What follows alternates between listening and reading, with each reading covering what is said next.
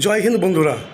সুরাত শহরে সুরাত গ্রামীণ জেলার করদ্রা থানার অন্তর্গত তাঁতিথাইয়া শিল্পাঞ্চলে একটি শাড়ি তৈরির কারখানা রয়েছে, যার নাম প্রভাকর প্রসেস প্রাইভেট লিমিটেড।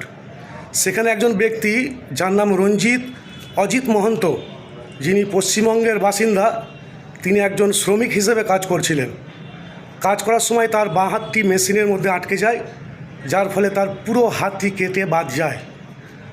হাতটি সেখানেই থেকে যায় এবং তার কাঁধ থেকে পুরো হাতটি বিচ্ছিন্ন হয়ে গেছে। তাকে দ্রুত চিকিৎসার জন্য হাসপাতালে নিয়ে যাওয়া হয়েছিল এবং বর্তমানে তার অবস্থা গুরুতর। তার চিকিৎসা সুরতের অ্যাপল হসপিটালে চলছে। এই বিষয়ে করদ্রা পুলিশ স্টেশনে আইন অনুযায়ী ব্যবস্থা নেওয়া হচ্ছে। যদি এর মধ্যে কারো গুরুতর অবহেলা দেখা যায়, তবে পুলিশের পক্ষ থেকে ব্যবস্থা নেওয়া হবে, এরকম পুলিশ জানিয়েছে। তো বন্ধুরা, আজ আমরা প্রবাসী যারা রাজ্যের বাইরে কাজ করছি, তো আমাদের সুরক্ষার যে দায়িত্ব, সেটা কোম্পানি বলুন, ফ্যাক্টরি বলুন, তেনারা নিচ্ছেন না। নিজের রিস্কে নিজেদেরকে কাজ করতে হচ্ছে।